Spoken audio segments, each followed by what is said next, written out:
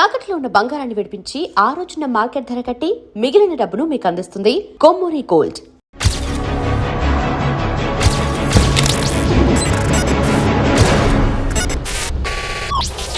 Welcome to I dream. అడవుల్లో అన్నలందరూ బయటకు వస్తున్నారు. కారణాలు ఏదైనా కావచ్చు. ఆ విధంగా వచ్చిన వాళ్ళని పరిచయం చేసే ఈ కార్యక్రమంలో ఈ వారం మన guest Tippiri Tirupati alias Devji.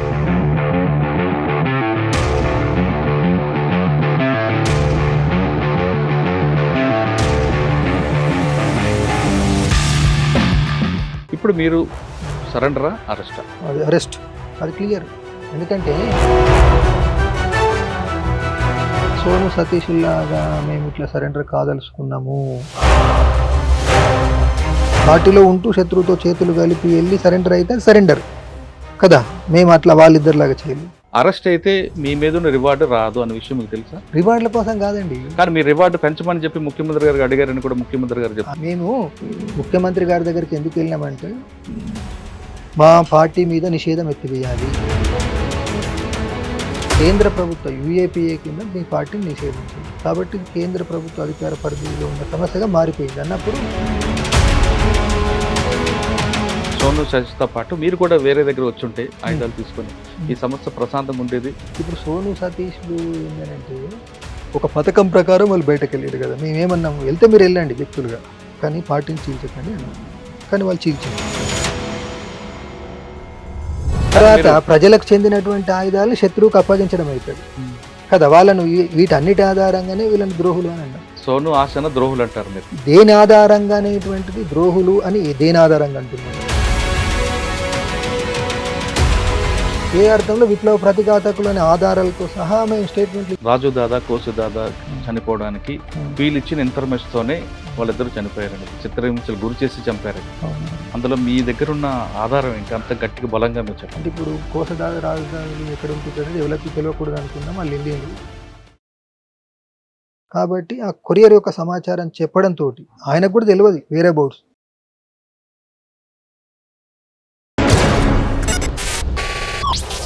Welcome to I dream. అడవుల్లో అన్నలందరూ బయటకు వస్తున్నారు. కారణాలు ఏదైనా కావచ్చు. ఆ విధంగా వచ్చిన వాళ్ళని పరిచయం చేసే ఈ కార్యక్రమంలో ఈ వారం మన గెస్ట్ తిప్పరి తిరుపతి అలియాస్ దేవ్జీ. దాదాపు 40 సంవత్సరాల పాటు ఆయన ఫోటో కూడా దొరకని వ్యక్తి. అసలు ఎవరా దేవ్జీ? తిప్పరి తిరుపతిని మాత్రమే తెలుసు కానీ దేవ్జీ సెంట్రల్ కమిటీ మెంబర్. ఆయన ఇప్పుడు ప్రస్తుతం అంటున్నారు. ఆయన అడిగి ఆయన వచ్చారా లేదు అరెస్ట్ అయ్యారా అనే విషయాలతో పాటు చాలా విషయాలు ఆయనతో మాట్లాడతారు. అన్న నమస్తే. తిప్పరి తిరుపతి గారు అలియాస్ దేవ్జీ. దేవ్జీ కానానికి తిప్పరి తిరుపతి ఎన్ని సంవత్సరాలు పట్టిందన్న? అయితే ఇప్పుడు ఈ జస్ట్ ఉచ్చారణ దోషానికి సంబంధించింది. తిప్పిరి కాదు నాది, తిపిరి, TIPIRI. తిప్పిరి తిరుపతి గారు దేవ్జీగా మారడానికి ఎన్ని సంవత్సరాలు పట్టింది? అంటే ఇప్పుడు నేను 1980 చివరి రోజుల నుంచి RSతో సంబంధంలోకి వెళ్ళి 80 చివరి నుండి 84 వరకు RSలో పనిచేసాను నేను. అంటే ఆ రోజులలో CPIML పీపుల్స్ వార్ అనే పార్టీ ఉండేది. ఆ పార్టీకి అనుబంధంగా RS ఉండేది. వాటన్నిటిని సారాంశంగా చెప్పాలనుకున్నట్టయితే ఏంటంటే ఒక దోపిడీ పీడన లేని సమాజం మనం ఏర్పాటు చేయాలి అనేటువంటిది అదొక గొప్ప ఆదర్శం. దాంతో ప్రేరణ పొంది విస్తారంగా అధ్యయనం చేసి సిద్ధాంతాలని రాజకీయాలని విస్తారంగా అధ్యయనం చేసి నేను ఫుల్ టైమర్గా మారాలని నిర్ణయించుకొని ఫుల్ టైమర్గా మారిన. అంటే అక్కడ RSలో ఉంటూనే పార్టీ సభ్యుడిగా మారి 84లో దండకారణ్యానికి వెళ్ళడం జరిగింది. 84 నుంచి దండకారణ్యం ఉన్నారు. అప్పుడుగా అంటే తిరుపతి రమేష్గా మారడం జరిగింది. ఇక మా పార్టీ పద్ధతిని అనుసరించి రమేష్ అని, ఆ తర్వాత దేవ్జీ అని అట్లా. అంటే రమేష్ ఖాన్ తర్వాత దేవ్జీకి మధ్యలో చాలా పేర్లు ఉన్నాయి కదా మీకు? లేదు. అంటే నేను రమేష్గా మారిన తర్వాత 84 ఏప్రిల్ నుండి 87 అక్టోబర్ వరకు రమేష్, 87 నవంబర్ నుండి ఇక చాలా కాలం పాటు 91 ఆగస్టు వరకు దేవ్జీ, ఆ తర్వాత సంజీవ్, ఇక ఆ తర్వాత చాలా పేర్లు ఉన్నాయి. కానీ చాలామంది అనుకునేది పిలిచేది దేవ్జీ అని. చివరికి ఇట్లా కుమార్ దాదా అని ఇట్లా రకరకాలు ఉన్నాయి లేండి. అది పార్టీలో ఉండేటువంటి పద్ధతి. అవును సార్. దేవ్జీ బయటకు వచ్చే వరకు రకరకాల ప్రాంతాలు దండకారణ్యంలో ఉన్నారా లేదా మీరే వేరే ప్రాంతాల్లో పనిచేసుకొచ్చారు? అంటే మేజర్గా దండకారణ్యం, ఉద్యమ అవసరాలు రీత్యా ఒరిస్సా, MMC ఇట్లా ఆయా ప్రాంతాలకు వెళ్ళి పనిచేయడం జరిగింది. అలా మీరు దండకారణ్యం వెళ్ళేసరికి అక్కడ ఉన్న పరిస్థితులు ఎలాగ ఉన్నాయి, మీరు బయటకు వచ్చేసరికి పరిస్థితుల్లో మార్పు వచ్చిందా లేదా? అంటే ఇప్పుడు దండకారణ్యంకి వెళ్ళినప్పుడు ఉన్నటువంటి పరిస్థితితో చూసినప్పుడు మార్పు ఉందా అంటే ఎలాంటి మార్పు అంటే అనే ప్రజల్లో వాళ్ళ అదే. వాళ్ళ మౌలిక సదుపాయాలు కానీ రాజకీయ చైతన్యంలో కానీ అదే అదే అంటే ఒకప్పుడు ఆ ప్రాంతం లోపల ఇక్కడ ఉన్నట్టు తెలంగాణలో 70వ దశకం 80వ దశకం 90వ దశకం మధ్య వరకు ఉన్నట్టు అక్కడ కూడా పెద్ద ఎత్తున దోపిడీ పీడనలు ఉండేటువంటి అంటే సంత వ్యాపారస్తుల నుంచి మొదలు పెట్టుకొని దుకాణదారుల నుంచి మొదలు పెట్టుకొని ఈ మార్పిడి పద్ధతి ద్వారా సరుకులు అమ్మే వాళ్ళ నుంచి మొదలు పెట్టుకొని ఈ ఫారెస్ట్ డిపార్ట్మెంట్ అత్యంత కిరాతకులుగా ఫారెస్ట్ డిపార్ట్మెంటు ఆబ్కారీ department revenue department police department ఇట్లా అంటే ప్రభుత్వం మొత్తంగా ప్రభుత్వ దోపిడీ పీడనలు అనేటువంటిది చాలా పెద్ద ఎత్తున ఉండేది. ఈ వడ్డీ వ్యాపారులు సంత వ్యాపారుల దోపిడీ భూములు అంటే చిన్న చిన్న మొత్తంలో అప్పులు ఇచ్చేసి భూములు కబ్జా చేసుకోవడం ఇట్లాంటి వాళ్ళ దైనందిన జీవితం లోపల వాళ్ళు శ్రమ చేసి సంపాదించినటువంటిది అంతా కూడా వీళ్ళే కొల్లగొట్టేవాళ్ళు.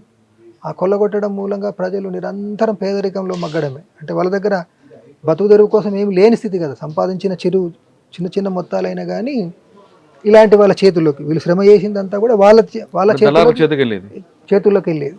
అయితే దానికి వ్యతిరేకంగా ప్రజల్ని చైతన్యవంతం చేయడానికి సభలు పెట్టడము, ఉపన్యాసాలు, పాటలు వీటి ద్వారా చైతన్యవంతం చేసి దోపిడీకి వ్యతిరేకంగా దోపిడీ పీడన అవమానాలు అత్యాచారాలకు వ్యతిరేకంగా పోరాటం చేయించడం అనేది చేసినాం. ఆ పోరాటాలు చేయించి దానికి విడివిడిగా కాకుండా ఒక సంఘటిత రూపం ఇవ్వాలి కాబట్టి సంఘాలు పెట్టినాం. ఆ సంఘాల నుంచి ఇంక ఉన్నతంగా చైతన్యవంతమైన వాళ్ళ మీద ఆధారపడి గ్రామాల్లో పార్టీని నిర్మించినాం. దాన్నే పార్టీ సెల్స్ అంటాం. ఉద్యమం సాగుతుంటే మరి ఆత్మరక్షణ కోసం గ్రామాల్లో ఆత్మరక్షణ దళాలు మిలీషియాని పెట్టినాం. వీటన్ని ఉన్నత స్థాయికి వెళ్ళిన తర్వాత జంతన సర్కార్లను ఏర్పాటు చేసినాం. జంతన సర్కార్ని ఏర్పాటు చేయడానికి ముందు అంటే 1995లోనే జంతన సర్కార్ మొదలుపెట్టినాం. కాకపోతే అప్పుడు గ్రామ రాజ్య కమిటీలు అనేవాళ్ళం. దీన్ని కాపాడుకోవాలి అని అంటే రాజ్యం దాడి చేస్తుంది కాబట్టి అనివార్యంగా మనం సైనిక దాడులకు వెళ్ళాలి అనేటువంటిది. అంటే యుద్ధంకి వెళ్ళాలి అనేది చెప్పి కాబట్టి ఆ శ్యామ్ మహేష్ మురళి అమరులైన సందర్భంగా పార్టీ ఇప్పుడు కొలాప్స్ అని పాలక వర్గాలు చెప్తున్నప్పుడు కొలాప్స్ కాలేదు, మరింత శక్తిని కూడా తీసుకొని శక్తివంతమై ఇప్పుడు సైన్యం అన్ని ఏర్పాటు చేసుకొని పోరాటం చేస్తుంది అని చెప్పడానికి ప్రతీకగా 2000 సంవత్సరం డిసెంబర్ 2 నాడు PLGని ఏర్పాటు చేయడం జరిగింది. అట్లా ఇది ఉద్యమం ఒక క్రమంగా అడ్వాన్స్ అవుతూ వచ్చింది. అంటే దీంట్లో ప్రజల యొక్క చైతన్యం అనేది ఉద్యమం ఎట్టెట్లా పెరుగుతూ పోయిందో ప్రజల చైతన్యానికి వ్యక్తీకరణ, ప్రజల సంఘటిత శక్తికి ఇది వ్యక్తీకరణ. ఎవరో కొద్దిమంది పిడికెడు మంది నాయకులు వాళ్ళ యొక్క కృషి ఫలితం కాదు, ప్రజలందరూ వేలాది లక్షలాది మంది చైతన్యవంతులు అయ్యిండ్రు అనేదానికి వాళ్ళందరి భాగస్వామ్యానికి ఈ ఉద్యమం యొక్క ప్రతీక. PLG వరకు వచ్చింది 2002 వరకు, అంటే RPCల వరకు జంతన సర్కార్ల వరకు వచ్చింది. జంతన సర్కార్లో మీరు సాధించింది ఏంటి? జంతన సర్కార్లో సాధించింది ఏంటనేది ప్రజలను అడిగితే మాకంటే చాలా బెటర్గా చెప్తారు. అంటే జంతన సర్కార్ అనడమే ఒక ప్రత్యామ్నాయ ప్రభుత్వము. అంటే ప్రజలందరూ ఇప్పుడు చాలామంది ఏమనుకుంటారంటే ఒక తప్పుడు నెరేటివ్ అంటారు కదా, ఆదివాసులకు ఏం తెలియదు, ఒక తుపాకులు చూసి వీళ్ళు ఉద్యమంలోకి వచ్చారు, అది తప్పుడు వ్యాఖ్యానం, వాళ్ళని కించపరిచే వ్యాఖ్యానాలు. జంతన సర్కార్ అనేటువంటిది ఒక గొప్ప చైతన్యానికి వ్యక్తీకరణ. అంటే మనం ఈ పార్లమెంటరీ వ్యవస్థ ద్వారా మన సమస్యలు ఏవి పరిష్కారం కావు, ఒక ప్రత్యామ్నాయ ప్రజాప్రభుత్వాన్ని ఏర్పాటు చేసుకోవాలి అనేది జంతన సర్కార్ యొక్క కాన్సెప్ట్. దాంట్లో మహిళలు భాగస్వాములై నాయకత్వం వహించారు, మహిళలు ప్రజాపాలనను నెరిపారు, ఎగ్జిక్యూట్ చేసిండ్రు. అంటే మహిళ అనేది తెగ సమాజం యొక్క పెత్తనం కింద అణిచివేయబడేది. వాళ్ళు స్వతంత్రులైపోయి చైతన్యవంతులైపోయి వాళ్ళు ప్రభుత్వాధికారాన్ని నెరిపిండ్రు అంటే అదే ఒక గొప్ప అచీవ్మెంట్ కదా. అవును. అంటే ఇప్పుడు పార్లమెంటరీ వ్యవస్థ సాధించిందా ఈ 77 ఏళ్ళలో 78 ఏళ్ళలో అంటే సాధించలేదు.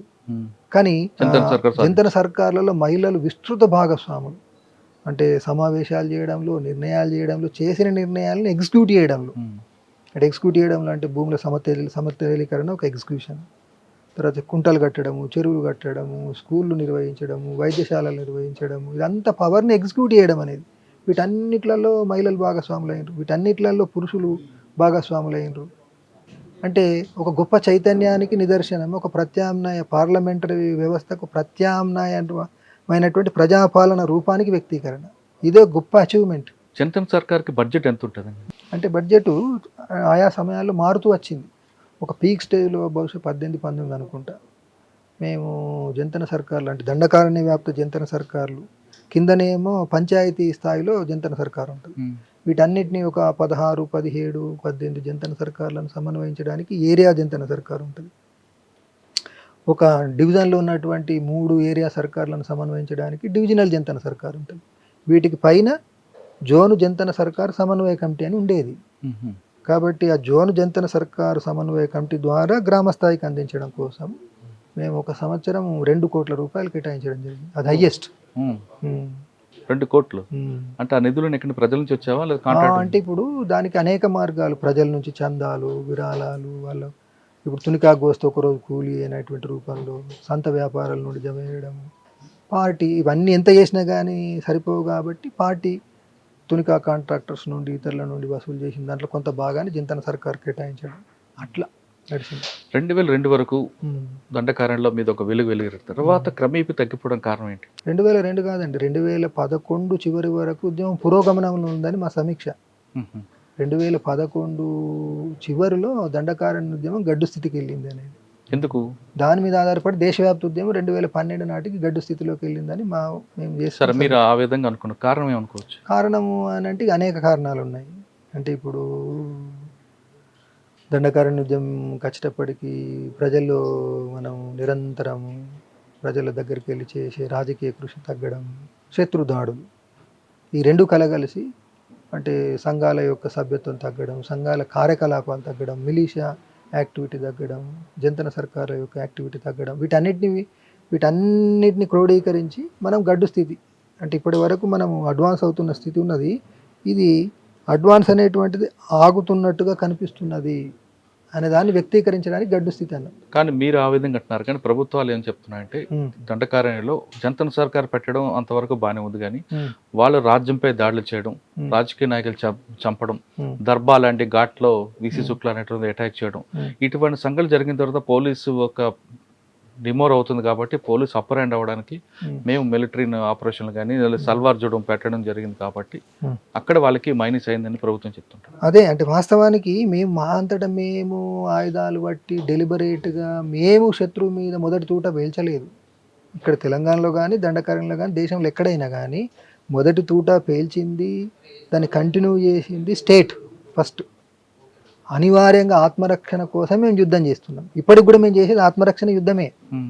వాళ్ళు అత్యంత శక్తివంతులు, ఇండియన్ స్టేట్ ప్రపంచంలోనే శక్తివంతులు. మీరు అంటున్నప్పుడు ఆ శక్తివంతులు పోరాటం చేయడం సాధ్యమని భావించారు మీరు? ప్రజల్ని కూడగడితే సాధ్యమే కదా. ప్రజల్ని కూడా 2013 వరకు ఎందుకు అది తగ్గిపోయిన తర్వాత? అదే అంటే ఇప్పుడు అదే నేను అంటున్నా కదా, ఇప్పుడు వాళ్ళు అంటుంది ఏంటంటే వాళ్ళే సల్వాజుడును ప్రారంభించేసి రోజు ప్రజలను నరసంహారం చేస్తూ గ్రామాల మీద బట్టి ప్రజల్ని తలలు పోయడం, క్రూరంగా ఏంటంటే కత్తులతో చీల్చడం, ఇవి చేస్తుంటే ఆత్మరక్షణ కోసం ప్రతిఘటించాల్సిందే కదా. అట్లా ప్రతిఘటించడం అవసరమే కదా. ఆ ప్రతిఘటనలో కొన్నిసార్లు అప్స్ అండ్ డౌన్స్ ఉంటాయి, పురోగమన తిరోగమనాలు ఉంటాయి. అందులో భాగంగానే 11 వచ్చేటప్పటికి ఇతరత్ర కారణాలతో పాటు స్టేట్ అప్పర్ హ్యాండ్ సాధించింది. కాబట్టి అంటే 2005 నుండి మొదలుపెట్టి అంటే దండకారణ్యంలో ఉన్నటువంటి దేశంలో ఆదివాసి ప్రాంతాల్లో ఉన్న సంపదను అంతటిని కొల్లగొట్టడానికి దేశ విదేశీ కార్పొరేట్ కంపెనీలతోటి ఎంఓయూలు చేసుకోవడం మొదలుపెట్టింది కదా. దానికి ప్రజల్ని ఆమోదింపజేయడానికే దాడులు. కానీ 2016 తర్వాత దండకారణ్యంలో మీ ప్రాబల్యం పెంచుకోవడానికి మీ విపరీతమైన దాడులు చేయడం, సిఆర్పిఎఫ్లో 76 మంది చంపడం, ఓచుకోతలు కోయడం, ఇవన్నీ కూడా విపరీతం చేశారు మీరు. అంటే మీరు మీ ప్రాబల్యం ఉంది అని నిరూపించుకోవడానికి. ఇంకప్పటి నుండి ప్రభుత్వాలు కూడా చాలా సీరియస్గా తీసుకున్న విషయం మీరు. అదే నేను రిపీటెడ్గా చెప్తుంది, ప్రభుత్వాలే ముందు మా మీద ఒక పథకం ప్రకారం దాడులు, అది తెరిపి లేని పథకాలు. అంటే ఇప్పుడు సల్వాజుడు అనేది పాపులర్ అయింది. అవి అసలు ఏంటంటే వైట్ మిలీషియాస్ కదా. అంటే ఒక దగ్గర సల్వాజుడుము, ఒక దగ్గర శాంతి వాహిని, ఒక దగ్గర హర్ముద్ వాహిని, ఒక దగ్గర ఇంకో పేరు అంతా కేంద్ర హోంశాఖ రూపొందించిన పథకాలు. 2005 నుండి 9, 2009 నుండి ఆపరేషన్ గ్రీన్ అంటూ 12 వరకు అని ప్లాన్ వేసుకున్నారు. అది విఫలమైంది కాబట్టి దాన్ని మరో 5 ఏళ్ళు పొడిగించాలని అని అనుకున్నారు. ఆపరేషన్ గ్రీన్ అంటూ 17, 12 నుంచి 5 అంటే 17 తర్వాత ఏమనుకున్నారు, దాన్ని సమీక్షించి సమాధానం అన్నారు. 22 వాళ్ళు పెట్టుకున్నది. 22 సమీక్షించి ఏమన్నారు, 2 ఏళ్ళు అని అన్నారు. 2 ఏళ్ల తర్వాత మళ్ళీ ఖగార్ అనేటువంటి ఒక యుద్ధాన్ని కానీ తీసుకొచ్చారు. కగారు అనౌన్స్ చేసిన తర్వాత ఉమ్. ఇది కూడా ఆపరేషన్ గ్రీన్ హంట్ లేదు అనుకున్నారా, లేదు కగారు అనేది ఇంకా స్ట్రాంగ్ అనుకున్నారా? అబ్బో ఖగారు చాలా భారీ యుద్ధం అని మేము ప్రకటించినాం కదా, మా మీద చేస్తున్న భారీ యుద్ధం. అసలు నిజానికి మేము అనుకున్నది 18లోనే, ఎప్పుడైతే కేంద్రంలో బీజేపీ వచ్చిందో వాళ్ళు కాంగ్రెస్ ప్రారంభించినటువంటి గ్రీన్ హంట్ను కొనసాగించుకుంటూ వచ్చిండ్రు. 17లో సమీక్షించి సమాధానం మొదలుపెట్టిండ్రు. దాన్ని సంవత్సర కాలం సమీక్షించి మేమేమనుకున్నాం అని అంటే, రానున్న రోజుల్లో భారీ యుద్ధం జరుగుతుంది కాబట్టి గెరిల్లా యుద్ధ సూత్రాలను అనుసరించి ఈ భారీ యుద్ధం నుంచి మనం రక్షించబడాలి అని అంటే మనం రిట్రీట్ కావాలి. యుద్ధంలో అవకాశం ఉన్నప్పుడు అడ్వాన్స్ అవును. కావాలి. అడ్వాన్స్ కాలేని స్థితిలో మనం ఏంటంటే రిట్రీట్ కావాలి. అది మరి బుర్జువా యుద్ధ రిట్రీట్ అవడంలో సంప్రదాయం. మీరు వైఫల్యం చెందారా? అయితే ఈ విషయాన్ని మా డీకేలు ఉన్న బలగాలకు దాని లోతుపాతులు అందలేదు, దూరదృష్టి లేదు. ఇప్పుడు తక్షణంగా కనిపిస్తున్న అనుకూలతలనే ఇవి ఇంకా దీర్ఘకాలం ఉంటాయని అనుకున్నారు. అది పొరపాటు. ఉమ్. అప్పుడే కనుక మేము కేంద్ర కమిటీ నిర్ణయించినట్టుగా రిట్రీట్ అయి ఉంటే ఈ రకంగా ఉండకపోయేది స్థితి. కానీ ఒక అది- దశలో ఉమ్, ముప్పాల గణపతి గారు కానీ ముప్పాల గణపతి గారు ఎప్పుడైతే బీఆర్ గారికి ఇచ్చారో ఉమ్. బీఆర్ గారు కూడా ఈ ఉద్యమం ఎలా తీసుకువెళ్ళాలి అనే ఆలోచన పడ్డారు ఉమ్. అనేది వాస్తవం. అంటే ఇప్పుడు కేవలం ఒక ప్రధాన కార్యదర్శి ఆలోచనలు పడడం ఉండదు. మొత్తం సీసీ సభ్యులు, మా తర్వాత రాష్ట్ర కమిటీ సభ్యులు ఎప్పుడు నిరంతరం సమావేశాలు జరిగినప్పుడు ఉద్యమం యొక్క వర్తమాన స్థితి ఏంటి, దీని ముందు ఉన్నటువంటి రాజకీయ నిర్మాణ సైనిక సవాళ్ళు ఛాలెంజెస్ ఏంటి, దీన్ని అధిగమించడానికి ఏం చేయాలి అనేదే కదా సమావేశాలు. అవును. కాబట్టి కమిటీల యొక్క సమిష్టి చర్చల ఫలితమే తీర్మానాలు లేదా ఎత్తుగడలు. ఉమ్. అందులో భాగంగా బీఆర్ ఇంకా మరింత ప్రధాన కార్యదర్శిగా మరింతగా ఇంకెక్కువ కానీ చాలా ఆలోచించారు. కాలం ఆలోచనలు పడ్డారు, ఎలా ముందుకు తీసుకువెళ్ళాలి యుద్ధాన్ని, ఉద్యమాన్ని అనేది. అదే చెప్తుంటాం కదా, మేము 18లో చర్చిస్తే ఆమోదించినటువంటి దుష్ఫలితం అంటున్నాం కదా. ఉమ్. అందుకోసం ఏంటంటే ఒక నిర్ణయం దూరదృష్టితో తీసుకున్నప్పుడు దాన్ని మేము అర్థం చేయించాలి లేదా అర్థం చేసుకోవాలి. ఇరుపక్షాలకు సంబంధించింది అర్థం చేయించడానికి మేము ప్రయత్నం చేసినాం, కానీ అర్థం చేసుకోలేని స్థితిలో శత్రువు యొక్క ఇంకా నిరంతరం బలగాల పెంపు ఆధిక్యత చేసేసి ఒక వ్యూహం చక్రవ్యూహంలో ఇరుక్కపోయినట్టు అయిపోయింది సకాలంలో తీసుకొని నిర్ణయం. కానీ రిట్రీట్ అవ్వాలనేది కొండపల్లి సీతారామ గారు గతంలోనే ఒక తీర్మానం చేశారు. ఉమ్, ఎప్పుడైతే యుద్ధం శత్రువుకి బలం పెరుగుతుందో మనం రిట్రీట్ అవ్వాలి, వ్యూహం మనం మార్చుకోవాలని. అదే. అప్పుడు ఆయన మీరు అందరూ వ్యతిరేకించారు, కానీ ఇప్పుడు అదే ఆలోచన తీసుకొచ్చారు. ఉమ్, 2018లోనే మీరు చెప్తున్నట్లుగా ఉమ్. ఇదే ఆలోచనలు తీసుకొని ముందుకు వచ్చి ఉంటే పరానష్టం అంత జరిగి ఉంటుంది కదా. అదేదే మేము అంటున్నాం కదా, సీతారామయ్యది వ్యతిరేకించలేదు. ఆయనది అద్భుతమైన ప్లాను. ఉత్తర తెలంగాణలో ఉద్యమం నడుస్తున్నప్పుడే దండకారణ్యానికి వెళ్ళాలని చాలా ముందు చూపుతూ దూరదృష్టితో చేసిందని ఎప్పుడు మేము దాన్ని అభినందిస్తూనే ఉంటాం. ఉమ్. దాన్ని వెన్నంటి 18 వరకు మేము రకరకాల ప్రయత్నాలు చేసినాం, కానీ 18లో కనుక చేసి ఉన్నట్టయితే ఈ స్థితి ఉండకపోయేది. అవును. అయితే కేవలం ఇది సైనిక కోణమేనా అంటే కాదు, మాది రాజకీయ కోణం. అందరికీ చెప్తుంది ఏంటంటే ఈ స్థితికి ఒక రాజకీయ వైఫల్యం కారణం. అంటే ఇప్పుడు 2007లో ఫస్ట్ ఉత్తర తెలంగాణ ఆంధ్రలో టెంపరీ సెట్ బ్యాక్ రూపంలో అవును. ముందుకు వచ్చింది. అప్పుడు ఏమనుకున్నాము, ఇక్కడ ఉమ్మడి ఆంధ్రప్రదేశ్ సంబంధించిన మారిన సామాజిక పరిస్థితులు తగిన ఎత్తుగడలు చేపట్టలేకపోవడం ఈ స్థితి అన్నాం. ఉమ్. క్రమంగా అది 11, 12 వచ్చేటప్పటికి అది దేశవ్యాప్త సమస్యగా మారిపోయింది. అవును. కాబట్టి అంటే 11, 12 నుంచి మొదలు పెట్టుకొని 20 వరకు మేము ఏదైతే చేద్దాం అనుకున్నామో చేయలేని ఒక స్థితి కూడా ఉందనుకోండి. శత్రువు నిరంతర దాడులు, నాయకత్వం అమరులు కావడము, ఒక పార్టీలో team work సమిష్టి నిర్ణయాలకి ఎక్కువ ప్రాధాన్యత ఉంటుంది, అవును. వ్యక్తిగత నిర్ణయాలకు ఉంటుందా? ఉండదు. ఎందుకంటే ఏ స్థాయికి ఆ స్థాయిగా పార్టీ కమిటీలు కదా, పార్టీ కమిటీలు ఏకాభిప్రాయ సాధనతోటో మెజార్టీగానో నిర్ణయాలు తీసుకొని అమలు చేయాలి. వ్యక్తులు ఎంత గొప్ప వాళ్ళైనా వ్యక్తుల మాట అనేది అంతిమ నిర్ణయంగా ఎప్పుడు పార్టీ స్వీకరించాలి. ఒకసారి మనం 2018 నుంచి 2026 వరకు ఏం జరిగింది అని తర్వాత మాట్లాడదాం. ఇప్పుడు మీరు సరెండరా, అరెస్టా? అది అరెస్ట్, అది క్లియర్. నేను చాలా సంక్షిప్తంగానే ఎందుకు ఈ నిర్ణయం తీసుకున్నానే విషయాన్ని చాలా సంక్షిప్తంగా చెప్పాలనుకుంటున్నా. అనారోగ్య కారణాల రీత్యా నేను రహస్య జీవితాన్ని వదిలి బహిరంగ జీవితంలోకి రావాలని నిర్ణయం తీసుకున్నాను. అరెస్ట్ అని మీరు అంటున్నారు, కానీ ఆ రోజు డీజీపీ గారు చాలా స్పష్టంగా చెప్పారు, బయటకు వచ్చారు, మేము మా దగ్గర లొంగిపోయారని డీజీపీ గారు చెప్పారు. అదేవిధంగా రేవంత్ రెడ్డి గారు కూడా చెప్పారు. సిపిఐ మావోయిస్టు పార్టీ అత్యంత సీనియర్ నాయకుడు అయినటువంటి పోలిట్ బ్యూరో సభ్యుడు, central military commission incharge Tipiri Tirupati alias Devji alias Kumudada, అట్లానే సెంట్రల్ కమిటీ సభ్యుడు సిసిఎం అయిన మల్ల రాజిరెడ్డి ఎలియాస్ సంగ్రామ్, వీళ్ళిద్దరితో పాటుగా రాష్ట్ర స్థాయి చెందినటువంటి తెలంగాణ రాష్ట్ర కమిటీ కార్యదర్శి బడే చొక్కారావు ఎలియాస్ దామోదర్ ఎలియాస్ జగన్, మరియు రాష్ట్ర కమిటీ సభ్యుడు స్టేట్ కమిటీ మెంబర్ అయినటువంటి నూనె నరసింహారెడ్డి ఇలియాస్ గంగన్న ఇలియాస్ సన్ను దాదా కూడా అజ్ఞాతాన్ని వీడి బయటికి వచ్చినారు. వారికి మేము అభినందనలు తెలుపుతున్నాం. దానికి నేను వివరణ ఇస్తాను. అంటే ఒక సోను సతీష్ లాగా మేము ఇట్లా సరెండర్ కాదలుచుకున్నాము అని చెప్పి, లేదా పార్టీలో ఉంటూ శత్రువుతో చేతులు కలిపి వెళ్ళి సరెండర్ అయితే సరెండర్ కదా. మేము అట్లా వాళ్ళిద్దరిలాగా చేయలేదు. లేదు అనుకున్నట్టయితే మేము ఎక్కడో అడవిలో ఉండి ఒక రాజకీయ నాయకుని ఆశ్రయించి మేము ఇట్లా సరెండర్ కావాలి, నేను సరెండర్ కావాలనుకుంటున్నా అని ఒక రాజకీయ నాయకుని ద్వారా వచ్చి అయితే సరెండర్, లేదా పోలీస్ అధికారి దగ్గరికి వచ్చేసి నేను ఇట్లా సరెండర్ కావాలనుకుంటున్నా అని చెప్పి వస్తే సరెండర్. కానీ నేను పోలీస్ అధికారిని కాంటాక్ట్ చేయలేదు, రాజకీయ నాయకుడిని ఆశ్రయించలేదు, సోను సతీష్ల లాగా కూడా వచ్చి సరెండర్ కాలేదు. కాబట్టి నేను ఒక ప్రయాణం చేస్తుంటే ఒక దగ్గర ఆగి ఉన్నప్పుడు తెలంగాణ పోలీసులు వచ్చి అరెస్ట్ చేశారు. సరే, సోను సతీష్ విషయం పక్కన పెడదాం. మీరు సరెండర్ అని మీరు అంటున్నారు, మీరు అరెస్ట్ అని మీరు అంటున్నారు, గవర్నమెంట్ సరెండర్ అంటారు.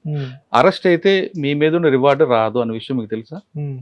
రివార్డుల కోసం కాదండి, కానీ మీరు రివార్డు పెంచమని చెప్పి ముఖ్యమంత్రి గారికి అడిగారని కూడా ముఖ్యమంత్రి గారు చెప్పారు. అదేవిధంగా దేవ్జీ దామోదర్ చంద్రన్న మాట్లాడినప్పుడు మీరు ప్రకటించిన రివార్డు తక్కువ ఉన్నది, మేము జీవితంలో కనీస అవసరాల కోసమైనా మేము జీవితం సాగించాలంటే కొంత అవార్డును పెంచండి, అదేవిధంగా నివసించడానికి ఇల్లు లాంటి వసతులను ఏర్పాటు చేయండి, ఎక్కడైనా అవకాశం ఉంటే వ్యవసాయం చేసుకోవడానికి కొంత భూమిని ఇవ్వండి.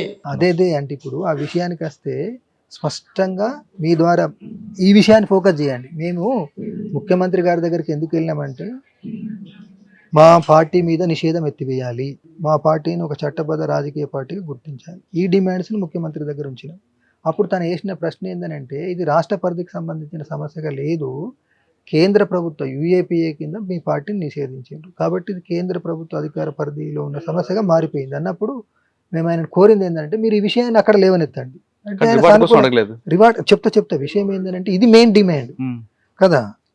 అంటే అప్పుడు ఆయన అన్నది ఏంటంటే మరి ఒకవైపు ఆయుధాలతో దళాలు ఉంటాయి, మళ్ళీ రీగల్ పార్టీగా గుర్తించాలి అని అంటే కేంద్రము రాష్ట్రం కనుక సానుకూలంగా స్పందిస్తే ఆ ప్రక్రియ మొదలుపెట్టినామనేటువంటి హామీ ఇచ్చినా కానీ మేమే చెప్తాం ఇట్లా కేంద్ర రాష్ట్ర ప్రభుత్వాలు మనం లీగల్ పార్టీగా గుర్తించే ప్రక్రియ మొదలుపెట్టినాయి కాబట్టి మీరు బయటకు రండి, మీరు చెప్పినంత కాలం వాళ్ళకి మేము పిలుపు ఇవ్వలేము, మాకు అధికారం ఉండదు అని చెప్పినాం. ఇదొకటి. రెండోది ఏమన్నాము, దేశవ్యాప్తంగా మావోయిస్టు కార్యకలాపాల్లో పాల్గొన్నారు అనేటువంటి పేరుతో యుఏపిఏ అన్నారు, లేదా అర్బన్ నక్సల్స్, అర్బన్ మావోయిస్ట్ అన్నారు, భీమా కోరేగా ఉన్నారు, ఇట్లా అనేక పేర్లతోటి కేసులు పెట్టి వాళ్ళందరినీ రాజకీయ ఖైదీలుగా గుర్తించి విడుదల చేయాలి. ఈ రెండు మెయిన్ డిమాండ్స్. చివరి క్షణంలో అనుకోకుండా ఒక అధికార సూచన మేరకు మీ సభ్యులు చాలామంది ఇబ్బంది పడుతున్నారు, వాళ్ళకు ఉపాధి కల్పించే విషయాన్ని దృష్టికి తీసుకురండి అన్నప్పుడు అది చివరి క్షణంలో అనుకోకుండా ముందుకు వచ్చినప్పుడు సరే అని చెప్పి అది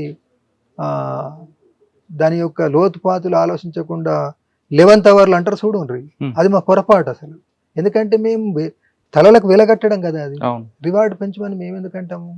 అరెస్ట్ అంటే మీ మీద కేసులు పెట్టి జైలు పంపే అవకాశం మీరే కల్పిస్తున్నట్లు కదా. అదే ఇక్కడ అందుకోసం మీరు అరెస్ట్ అని మీరు అంటున్నారు, అరెస్ట్ చేశాం కాబట్టి మీ మీద ఛత్తీస్గఢ్ లో చాలా కేసులు ఉన్నాయి, ఉమ్మడి ఆంధ్రప్రదేశ్ లో కేసులు ఉన్నాయి కాబట్టి ఆ కేసులో మిమ్మల్ని అరెస్ట్ చేసి పంపిస్తారు, మీకు రివార్డు కూడా రాదు. రివార్డు కోసం కాదు, రివార్డ్ పక్కన పెడదాం, మరి కేసులు పెడితే పెట్టచ్చు. అయితే అక్కడనే నేను తీసుకునే నిర్ణయం ఏంటంటే ఇప్పుడు మీ ద్వారా చాలా క్లియర్గా చెప్పదలుచుకున్నది, మీడియా ద్వారా చెప్పదలుచుకున్నది, ఇప్పుడు కేసులు పెడితే జైలు పోయి ఉండొచ్చు. అయితే ఇప్పుడున్న ఒక ప్రత్యేక పరిస్థితుల్లో మిగిలిన కొద్ది మందినైనా కానీ సమన్వయం చేయడం ఎట్లా, ఈ మారుతున్న సామాజిక పరిస్థితికి తగినట్టుగా వ్యూహాత్మక ప్రాంతాలని మా పరిభాషలు అంటుంటాం, అడవి ప్రాంతాలు, అందులో జరుగుతున్న మార్పులకు తగ్గట్టుగా మన పంతాను మార్చుకొని దెబ్బతిన్నటువంటి ధ్వంసమైన పార్టీని, ఉద్యమాన్ని పునర్నిర్మించడం ఎట్లా అనేటువంటిది ఆల్రెడీ నేను కొంత రాసి ఉన్నా. దీన్ని మిగిలిన తోటి నాయకులతో కానీ, క్యాడర్లతో కానీ, ప్రజలతో కానీ చర్చించి పునర్నిర్మాణం చేయాలంటే అవకాశం ఉండదు. కాబట్టి మోరల్ గ్రౌండ్ నుండి చూసినప్పుడు జైల్లోకి వెళ్ళడము బాగానే ఉంటుంది, అది పాటించాలి. కానీ అది ఉపయోగమా ఇది ఉపయోగమా అని తీవ్రమైన ఘర్షణకు లోబడి చివరికి ఎన్ని నిందలు మోపినా అది ప్రజా జీవితంలో ఆచరణ ద్వారానే దానికి జవాబు చెప్పుదాము. మాటల ద్వారా చెబితే తనకో సూత్రం సోనుకో సూత్రం అని అంటారు, అవకాశవాదం అంటారు, ద్రోహం అంటారు. అవన్నీ వాళ్ళకి అది స్వేచ్ఛ ఉంది, అట్లా మాట్లాడచ్చు, విమర్శించవచ్చు. కానీ ఆచరణనే దానికి సమాధానం. ఇది చేద్దామా, ఇది ఉపయోగమా ఉద్యమానికి, లేకుంటే ఈ మార్గాన్ని ఎంచుకొని బహిరంగ జీవితంలోకి వచ్చి ఇది కాదు నిన్నటి వరకు మనం చేసినటువంటి ఇది మార్చుకోవాల్సిన స్థితి వచ్చింది అని కన్విన్స్ చేసుకొని మిగిలిన కొద్ది వాళ్ళు మంది బయటకు వచ్చినప్పుడు మీరు కూడా వచ్చుంటే ఈ ప్రాబ్లం ఈ సమస్య వచ్చేది కాదు అన్నది ఎవరు సోను సతీష్లు సోను సతీష్తో పాటు మీరు కూడా వేరే దగ్గర వచ్చుంటే ఆయుధాలు తీసుకొని Hmm. ఈ సమస్య ప్రశాంతంగా ఉండేది. Hmm. మీ తర్వాత బయటకు వచ్చాక చాలా మంది చనిపోయారు, వాళ్ళు కూడా ప్రాణాలతో మిగిలి ఉండేవారు అనేది అని అదే ప్రశ్నించే వాళ్ళు ఇక్కడనే ఇప్పుడు సోను సతీష్లు ఏంటంటే ఒక పథకం ప్రకారం వాళ్ళు బయటకు వెళ్ళారు కదా. మేమేమన్నాము, వెళ్తే మీరు వెళ్ళండి వ్యక్తులుగా, కానీ పార్టీని చీల్చకండి అన్నాం. కానీ వాళ్ళు చీల్చారు. అంటే మమ్మల్ని కూడా చీల్చాలని కదా. దాని అర్థం ఏంటంటే ఆ పార్టీని చీల్చే మార్గం ఎంచుకోవాలని కదా, వాళ్ళతో జట్టు కట్టాల్సింది అని కదా. అంటే అది ఏమవుతుంది, పార్టీని చీల్చడం అవుతుంది. తర్వాత ప్రజలకు చెందినటువంటి ఆయుధాలు శత్రువుకు అప్పగించడం అవుతుంది కదా. వాళ్ళను వీటన్నిటి ఆధారంగానే వీళ్ళని ద్రోహులు అని అన్నాం. అంటే వాళ్ళతో జత కడితే అంతిమంగా అది ప్రజలకు వ్యతిరేకం, పార్టీకి వ్యతిరేకం, నష్టదాయకం అని కదా. ఆ నష్టం కలిగించే దాంట్లో భాగస్వాములము ఎట్లా అవుతాం మేము? సోను ఆసన ద్రోహులు అంటారు మీరు. ఆల్రెడీ మేము దేని ఆధారంగా అనేటువంటిది ద్రోహులు అని దేని ఆధారంగా అంటున్నాం? పార్టీ విచ్ఛిన్నకులు అని ఎందుకు అంటున్నాం? కేవలం ఒక పదమే కాదు, ఏ అర్థంలో విచ్ఛిన్నకులు, ఏ అర్థంలో విప్లవ ప్రతిఘాతకులు అనే ఆధారాలతో సహా మేము స్టేట్మెంట్లు ఇచ్చినాం కదా. వాళ్ళతో ఎట్లా చేతులు కలుపుతామండి? వాళ్ళతో చేతులు కలగకపోయినా ఉద్యమం అన్నప్పుడు సమిష్టి నిర్ణయం తీసుకోవాలి తప్ప వ్యక్తిగత నిర్ణయాలు తీసుకుంటే ఇలాంటి అనుభవాలు ఎదురవుతాయన్నది. అదే మరి వాళ్ళే వ్యక్తిగత నిర్ణయం తీసుకున్నారు కదా. వాళ్ళ వ్యక్తిగత నిర్ణయం అన్నప్పుడు మీ దగ్గర కూడా ఒక ట్రూప్ ఉంది, వాళ్ళకి కూడా చెప్పపోవడం కదా. దేవ్జీ బయటకు వచ్చాక ఎన్కౌంటర్లు జరగడం, దాదాపు 100 మంది ప్రాణాలు కోల్పోయారు. కుటుంబాలకు మరి సమాధానం చెప్పారు. కరెక్ట్. ఇప్పుడు ఇక్కడ ఏంటంటే మీరు ఫోకస్ చేయాల్సింది పార్టీ మీద నిషేధం ఎత్తేయాలి, లీగల్ పార్టీగా గుర్తించాలి, దేశవ్యాప్తంగా ఉన్న మా కామ్రేడ్స్ను జైలు నుండి విడుదల చేయాలి అనే దాంతో పాటుగా ఇప్పుడు మా 3వ ముఖ్యమైన ప్రోగ్రాము దేశవ్యాప్తంగా అమరుల కుటుంబాలకు అండగా నిలబడదాం అని ఒక దీర్ఘకాలిక కార్యక్రమాన్ని చేపట్టాలనుకుంటున్నాం. మా నైతిక బాధ్యత అది. ముందు మనము నైతికంగా మోరల్ సపోర్ట్, మేము ఉన్నాము, మీరు ఒంటరి వాళ్ళు కాదు, ఇప్పటికీ మేము ఉన్నాము, మీ కష్ట సుఖాల్లో సుఖ దుఃఖాల్లో మేము ఉంటాము. మేమే కాదు, మనం ప్రజలందరినీ మద్దతు కూడా కట్టుకున్నాం. సార్, అమరుల కుటుంబాలకు మీరు ఆదుకుంటాం అంటున్నారు, కానీ జైలులో మగ్గిపోతున్న వారి పరిస్థితి అదే. మా డిమాండ్ అదే కదా. ఈ ప్రభుత్వాల ముందు జైలు ఉన్న వాళ్ళందరినీ వదిలిపెట్టండి. ఇప్పుడు మీరే అన్నారు కదా, ఆయుధాలు వదిలిపెట్టి జనజీవన స్రవంతిలోకి వస్తే రెడ్ కార్పెట్స్ పరిస్థితి స్వాగతం పలుకుతాం అని అన్నటువంటి మీరు, మీ బాధ్యత ఏమవుతుంది?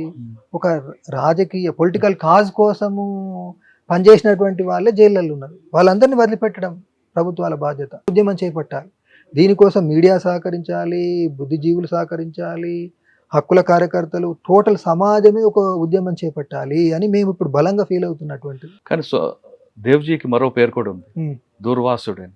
అట్లనా? ఎందుకు ఆ పేరు వచ్చింది చెప్పాలి మీరే. దూర్వాస మహానుడి కోపం ఎక్కువ కదా. అంటే మీకు కూడా కోపం ఉద్యములు అంటుంటారు. కాదు, అది కొద్దిమంది యొక్క అభిప్రాయం అయి ఉండొచ్చు. అంటే కోపాన్ని విన్నంటే శాంతి ఉంటది కదా.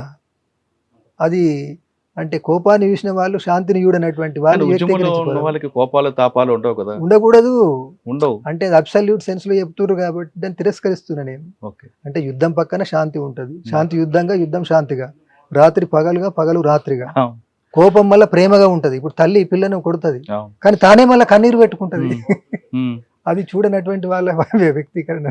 సార్, మీరు సోను ఆశాన బయటకు వచ్చిన తర్వాత, సతీష్ బయటకు వచ్చాక మీరు ఒక ఆరోపణ చేశారు, రాజు దాదా, కోసు దాదా చనిపోవడానికి వీళ్ళు ఇచ్చిన ఇన్ఫర్మేషన్ తోనే వాళ్ళిద్దరూ చనిపోయారనేది, చిత్రహింసలు గురి చేసి చంపారని. అందులో మీ దగ్గర ఉన్న ఆధారం ఏంటి, అంత గట్టిగా బలంగా మీరు చెప్పండి. అదే అంటే ఇప్పుడు దానికి మేము జనం సాక్షి, ప్రజాతంత్ర వాళ్ళు అడిగిన ఇంటర్వ్యూలో వివరణ ఇచ్చాం మేము. అంటే ఇప్పుడు కోసదాద, రాజదాదులు ఎక్కడ ఉంటుంటారు అనేది ఎవరికి తెలియకూడదు అనుకున్నాం. వాళ్ళు వెళ్ళిండ్రు, వెళ్తే కొరియర్స్ని పెట్టుకున్నాం కదా. ఆ కొరియర్స్ని ఎవరు కలిసేవాళ్ళు? సతీష్ కలిసేటు కదా. కాబట్టి శత్రువు ఎట్లా పట్టుకున్నాడు అంటే, ఒకటి సోను దాదా, మన కోసదాదా, రాజదాదాలకు సతీష్కు మధ్య ఉన్న కొరియరు బలహీనపడి చెప్పాలి కదా. లేదనుకున్నట్టయితే కొరియర్ ఒక ఆచూకి సతీష్ చెప్పాలి. మాకు తెలిసిన ఇన్ఫర్మేషన్ ప్రకారము సతీష్ ముందే వెళ్ళి విజయ్ శర్మను కలిసిండు అనేది, ఆ కొరియర్ దగ్గరికి వెళ్ళిండు అనేది. సతీష్ ఎవరిని కలిసారు? విజయ్ శర్మను. అందుకోసం ఏంటంటే ఈ లొంగుబాటు ప్రక్రియకు ముందు విజయ్ శర్మ దగ్గరికి వెళ్ళి కలిసిండు, ఆ కొరియర్ను కలిసిండు. కాబట్టి ఆ కొరియర్ యొక్క సమాచారం చెప్పడంతో ఆయనకు కూడా తెలియదు వేరే బౌట్స్, కానీ ఫలానతను కొరియర్, ఆ కొరియర్ కూడా బలహీనపడ్డాడు అనేటువంటిది. అంటే కంప్లీట్గా వాళ్ళు ఈ రాజకీయంగా విభేదించి సరెండర్ అయినారు కాబట్టి ఆధారాలు లేని నిందలు మోపడం అనేది మా పార్టీ యొక్క పద్ధతి కాదు. ఒకవేళ మాకు ఇప్పుడు తెలుస్తున్న సమాచారం వాస్తవం కాదనుకుంటే రేపు మాకు ఇట్లా సమాచారం తెలిసిన దాని ఆధారంగా మేము ఇట్లా అన్నం కోవట్లని, కానీ వాస్తవాలను మళ్ళీ అన్ని వైపుల నుంచి సేకరించిన తర్వాత వాస్తవం కాదనుకుంటే మేమే బహిరంగ క్షమాపణ చెప్తాం. నిజాయితీ అంటాం చూడండి, ఒక పార్టీకి ఒక వ్యక్తికి నిజాయితీ అనేటువంటిది ఒక గొప్ప విషయం. నిజాయితీ అనేటువంటిది ఒకవేళ ఆరోపణ చేస్తే అది ఆరోపణలు తప్పైనప్పుడు మనం మళ్ళీ తిరిగి క్షమాపణలు కోరుతాం. కానీ ఇప్పుడు మాకున్న ఆధారం తొందరపాటు చర్య అనుకోవచ్చు కదా, తొందరపాటు చర్య అనుకోవచ్చు కదా. కాదు మా తొందరపాటు చర్య కాదు. మాకున్న ఆధారాల ఆధారంగానే సతీష్ ఆ కొరియర్కు సంబంధించినటువంటి విషయం చెప్పడంతో పోలీసులు ఆ కొరియర్ను పట్టుకొని ఆ కొరియర్ ద్వారా రాజు సతీష్కి ఒకవేళ వాళ్ళిద్దరే కాకుండా మీ ఆచూ కూడా తెలిసి ఉంటుంది, చెప్పాలంటే మీది కూడా చెప్పే ఉండే అవకాశం ఉంటుంది కదా. అదే ఇప్పుడు దాని గురించి కోసు రాజు దాదా కాకుండా మీ గురించి కూడా తెలుసు సతీష్కి. ఒకవేళ చెప్పాలనుకుంటే మీ గురించి కూడా చెప్పచ్చు. అంటే ఇప్పుడు మేము ఒక దగ్గర ఉండం కదండి, కానీ వాళ్ళిద్దరు ఒక దగ్గర ఉంటారా? కాదు మేము నిరంతరం కదలికల్లో ఉంటాం కదా. మేము ఒక దగ్గర ఉండం, చెప్పడానికి చెప్పిండా లేదనేది ఇప్పుడు అప్రస్తుతం, కానీ మేము ఒక దగ్గర ఉండం కదా, నిరంతరం కదలికల్లో ఉంటాం కదా. అట్లా అందుకోసం మాకున్న ఆధారాలతోటే చెప్పినాము. ఆయనది ఇది సోనుదేమన్నాము, ఆయన మొత్తంగానే పార్టీకి సంబంధించినటువంటి మొత్తం ఉద్యమ స్థితిని, తీర్మానాల్ని, పార్టీకి సంబంధించిన మోడస్ ఆపరెండిని, చేసుకున్న తీర్మానాల్ని అన్నింటినీ వివరించిండు. ఆ అర్థంలో పార్టీకి నష్టం కలిగించేయడానికి ఆయన కారకుడైండు అని నిర్దిష్టంగా సతీష్ ఇట్లా చెప్పిండు అని మేము ఆధారాలు ఉన్నాయి కాబట్టి అంటున్నాం. చివరిగా 2 ప్రశ్నలు అండి. బయటకు వచ్చారు, మీరు అనుకున్న లక్ష్యం ప్రజల్లోకి ఎలా తీసుకెళ్తారు? ఒకటి. రెండోది, ముప్పాల గణపతిరావు గారు ఎక్కడున్నారు, ఎప్పుడు పిలుస్తారు మీరు? అంటే ఇప్పుడు ప్రజల్లో అంటే ఇప్పుడు బహిరంగ జీవితంలోకి వచ్చి ప్రజల సమస్యల మీద పోరాటాలు చేయాలనుకుంటున్నాం కదా. చట్టబద్ధ పరిధిలో పట్టణాలు, మైదానాలు, అడవుల్లో అనేక సమస్యలు ఉన్నాయి, అట్లా పనిచేయాలనుకుంటున్నాం. ఇది 4వది. మేము చెప్పదలుచుకున్న మెయిన్ ఆర్డర్లో పార్టీ మీద నిషేధం ఎత్తేయడము, జైళ్ళల్లో ఉన్న వాళ్ళని విడుదల చేయడం, అమరుల కుటుంబాలకు అండగా నిలుద్దామనే ప్రోగ్రాము, ఇక నిరంతరము ప్రజల సమస్యల మీద ప్రచారము, పోరాటాలు, సంసిద్ధత, ప్రజల సంసిద్ధత మీద ఆధారపడేసి అది చేయాలనుకుంటున్నాం. ఇక గణపతి గారి విషయానికి వస్తే మాది ఉమ్మడి నిర్ణయం, తనను రక్షించుకోవాలన్నప్పుడు ఆ రక్షణ చర్యలు కార్యదర్శి అంటే నంబాల కేశవరావు తనే కలిసి చర్చించుకోవాలి. అది సోనుకు అవసరం లేదు, నాకు అవసరం లేదు, కేంద్ర కమిటీ సభ్యులకు ఎవరికి అవసరం లేదు అని తీసుకున్న ఉమ్మడి నిర్ణయం. కాబట్టి ఆయన ఎక్కడ ఉంటాడని మేమే వద్దనుకున్న తర్వాత మాకు ఎట్లా తెలుస్తుంది? మేమే తెలియకూడదు అనుకున్న తర్వాత నాకెట్లా తెలుస్తుంది? తెలియకూడదు అని మేమే తీసుకున్నాం. కానీ ఒక దగ్గర మీరు ఎక్కడో నాకు ఈ డిమాండ్ నెరవేరిస్తే గణపతి ఆచూకు చెప్తానని మీరు ఎవరితో అన్నట్టు? లేదు, కంప్లీట్ తప్పు, ఫాల్స్ ప్రాపగండా. సరే, చివరికి ఇంకో ప్రశ్న అండి. ఈ బంగారం ఏంటి, క్యాష్ ఏంటండి? అది మీకు సోను చెప్పుంటాడు కదా. నాకెప్పుడు ఆ బంగారాలు, వెండిలు, డబ్బుల వ్యవహారంతో ఎలాంటి సంబంధం లేదు. ఆయన మళ్ళీ పోయి కనుక్కోండి, ఆయన ఇట్లా అన్నాడు, ఈ పదాలు అన్నాడు అంటే బహుశా ఆయన ఇచ్చిన దాంట్లో భాగమే కావచ్చు. మొన్న బీజాపూర్లో సరెండర్ అయినటువంటి వాళ్ళ ద్వారా 3 కోట్ల నగదు దొరికింది. 3 కోట్ల నగదు, కేజీన్నర బంగారం అనేటువంటి. అదేవిధంగా ఆంధ్రప్రదేశ్ లో చెల్లూరు నారాయణరావు దగ్గర కూడా దొరికింది. అందుకోసం ఏంటంటే అది ఆయన ఇచ్చింది కావచ్చు. అయితే సాధారణ పాఠకులు అబ్బా 3 కోట్లు అని అంటే ఆశ్చర్యపోతారు. కానీ జంతన సర్కార్ బడ్జెట్ నేను చెప్పినా కదా, వీటితో సంబంధం లేకుండా ఒక విషయాన్ని, ఒకటే విషయము, దాన్ని ఏ నేపథ్యంలో జరిగింది అనే దాంతో విడదీసి ప్రజెంట్ చేసినప్పుడు అదొక తప్పుడుగా ప్రచారం చేస్తాం. అంటే మీడియా యొక్క పద్ధతి ఏంటంటే పార్టీని అప్రతిష్ట పాలు చేయడంలో భాగం అన్నట్టు. జంతన సర్కార్ కోసం అంటే వెంటనే రాయాలి కదా. ఇప్పుడు జంతన సర్కార్ కోసం వాళ్ళు కోట్లాది రూపాయలు ఖర్చు చేస్తున్నప్పుడు వాళ్ళ దగ్గర ఉన్న నిధులు తక్కువనే అని కాకుండా 100ల కోట్లు. మేము ఎప్పుడు 100 కోట్లు, 10 కోట్లకు మించి 100 కోట్లకు ఎప్పుడు చేరలేదు. చివరికి ఇంకో మాట చెప్పండి, అజ్ఞాతులు ఉన్న వాళ్ళకి మీరు ఇచ్చే మెసేజ్ ఏంటి? ప్రభుత్వాలు కనుక పార్టీ మీద నిషేధం ఎత్తివేస్తాము అంటే మేము పిలిపిస్తాం. మీరు బహిరంగ జీవితం నిషేధం అంటే సీఎం గారు కూడా చెప్తున్నారు కదా, పార్టీ లేనప్పుడు నిషేధం ఎక్కడదని. పార్టీ లేనప్పుడు నిషేధం ఎక్కడదని? పార్టీ ఎందుకు లేదు, ఉంది కదా. ఎక్కడుంది పార్టీ? ఇప్పుడు బయటకు వచ్చిన వాళ్ళం కూడా పార్టీ, లోపల ఉన్న వాళ్ళు కూడా పార్టీ. లేదనుకున్నట్టయితే మరి ఇంకా ఈ కగారును కొనసాగించడం ఎందుకు? కగారు మార్చి 31 క్లోజ్ అయిపోతుంది. క్లోజ్ అవుతుందా కాదా అనేటువంటి భవిష్యత్తు చెప్తుంది. సార్, చివరికి ఏం చెప్తారు ఇప్పుడు అజ్ఞాతుల వాళ్ళకి? ఇదే ప్రభుత్వాలు కనుక చెప్తే మేము పిలిపిస్తాం, లేదనుకుంటే ఏం లేదు. చెప్పలేదు. అజ్ఞాతంలో వారందరూ కూడా ప్రభుత్వం ఇచ్చిన పిలుపు మేరకు మేము పిలిపిస్తామంటున్నారు దేవ్జీ. ఆయన చెప్తున్నట్లుగా ఖచ్చితంగా పార్టీలో జరిగిన సమిష్టి నిర్ణయంలో తీసుకున్న నిర్ణయాల వల్ల కొన్ని తప్పిదాల వల్లే పార్టీకి ప్రజలకు దూరం పెరిగిందని దేవ్జీ చెప్తున్నారు. ఇది ఈ వారం దేవ్జీ గారితో ఎక్స్క్లూజివ్. వచ్చే వారం మరో ఇష్యూలో మరొక వ్యక్తితో కలుద్దాం. అంతవరకు నమస్తే. Thank you very much. Thank you. iDreams, this police diaries is something very, very valuable towards that. I must really appreciate Murali, your insights. iDreams founder and CEO చిన్న వాసుదేవ్ రెడ్డి గారితో మురళీధర్ క్రైమ్ స్టోరీస్ చాలా ఫేమస్ అయిపోయినాయి. Gautam Savan garu and Satyanar sir. Good. Well done. I congratulate him for doing so well, and I congratulate him his boss also. So well.